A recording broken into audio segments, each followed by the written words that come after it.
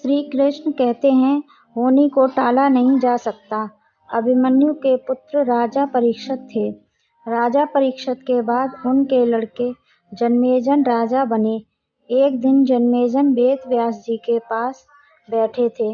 बातों बातों में जन्मेजय ने कुछ नाराजगी से वेद व्यास जी से कहा कि जहाँ आप समर्थ थे, भगवान श्री कृष्ण थे, भीष्म पितामह, गुरु द्रोणाचार्य, कुलगुरु कृपाचार्य जी, धर्मराज युधिष्ठिर जैसे महान लोग उपस्थित थे, फिर भी आप महाभारत के युद्ध को होने से नहीं रोक पाए और देखते देखते अपार जनधन की हानि हो गई।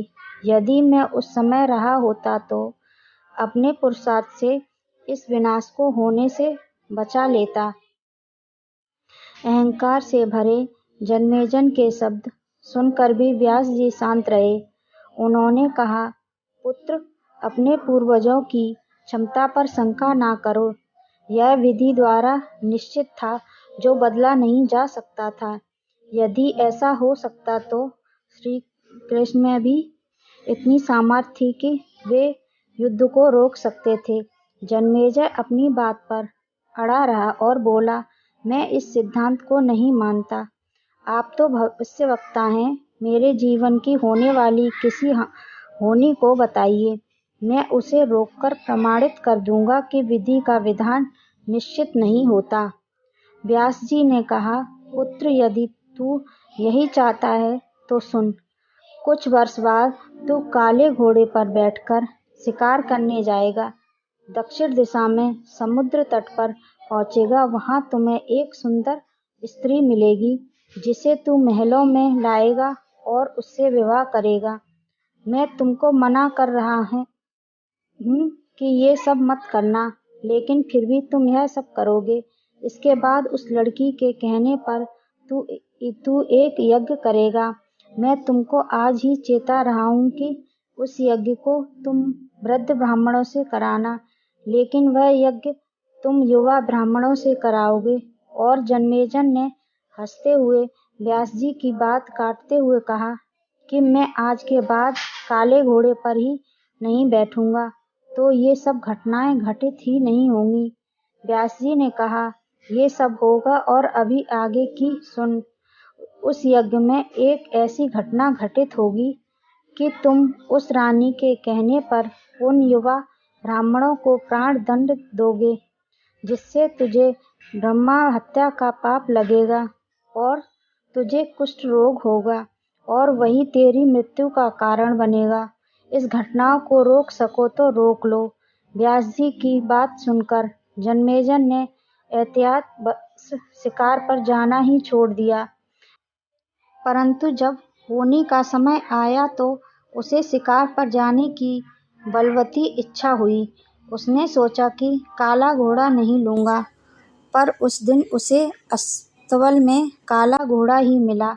तब उसने सोचा कि मैं दक्षिण दिशा में नहीं जाऊंगा, परंतु घोड़ा अनियंत्रित होकर दक्षिण दिशा की ओर गया और समुद्र तट पर पहुंचा।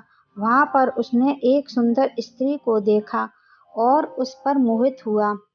जन्मेजय ने सोचा कि इसे लेकर महल में तो जाऊंगा, लेकिन शादी नहीं करूंगा। परंतु उसे महलों में लाने के बाद उसके प्यार में पड़कर उससे विवाह भी कर लिया। फिर रानी के कहने से जन्मेजय द्वारा यज्ञ भी किया गया। उस यज्ञ में युवा ब्राह्मणों ही रखे गए। किसी बात पर युवा ब्राह्मण रानी पर हंसने लगे। रानी क्रोधित हो गई और रानी के कहने पर राजा जन्मेजय ने उन्हें प्राण दंड की सजा दे दी। फलस्वरूप उसे कोढ़ हो गया। अब जन्मेजय घबराया और तुरंत व्यास जी के पास पहुंचा और उनसे जीवन बचाने के लिए प्रार्थना करने लगा। वेद व्यास जी ने कहा कि एक अंतिम अवसर तेरे प्राण बचाने का और देता हूँ। मैं तुम्हें महाभारत का श्रवण कराऊंगा, जिसे तुझे श्रद्धा एवं विश्वास के साथ सुनना है। इससे तेरा कोढ़ मिटता जाएगा, परंतु यदि किसी भी प्रसंग पर तूने अविश्वास किया तो मैं महाभारत का वाचक रोक दूंगा और फिर मैं भी तेरा जीवन नहीं बचा पाऊंगा। याद रखना, अब तेरे पास यह अंतिम अवसर है। अब तक जन्मेजय को व्यास जी की बातों पर पूरा विश्वास हो चुका था, इसीलिए वह पूरी श्रद्धा और विश्वास से कथा श्रवण करने लगा। लेकिन व्यास जी ने जब भीम के बल के प्रसंग सुनाए, जिसमें भीम ने हाथियों को सूंडों से पकड़कर उन्हें अंतरिक्ष में उछाला, वे हाथी आज भी अंतरिक्ष में घूम रहे हैं, तब जन्मेजय अपने आप को रोक नहीं पाया और बोल उठा कि ये कैसे संभव हो सकता है, ये तो गप्पे लगती हैं। व्यास जी ने महाभारत का वाचक रोक दिया और कहा कि पुत्र, मैंने तुझे कितना समझाया कि अविश्वास मत करना, परंतु तुम अपने स्वभाव को नियंत्रित नहीं कर पाए, क्योंकि यह होनी द्वारा निश्चित था। फिर व्यास जी ने मंत्र शक्ति से आवाहन किया और वे हाथी पृथ्वी की आकर्षक शक्ति में आकर नीचे गिरने लगे। तब व्यास जी ने कहा, यह मेरी बात का प्रमाण है। जितनी मात्रा में जन्मेजय ने श्रद्धा विश्वास से कथा श्रवण की, उतनी मात्रा में वह उस कुष्ठ रोग से मुक्त हुआ, परंतु एक बिंदु रह गया और वही उसकी मृत्यु का कारण बना। हमारे जीवन का नाटक परमात्मा के द्वारा लिखा गया है, इसीलिए होता वही है जो श्री प्रभु चाहते हैं। कर्म हमारे हाथ में है, लेकिन उसका फल विधि के हाथों में ही है। गीता के 11वें अध्याय के 33वें श्लोक में श्री कृष्ण अर्जुन से कहते हैं, उठ खड़ा हो और अपने कार्य द्वारा यश प्राप्त कर। यह सब तो तेरे द्वारा पहले ही मारे जा चुके हैं। तू तो निमित्त बना है।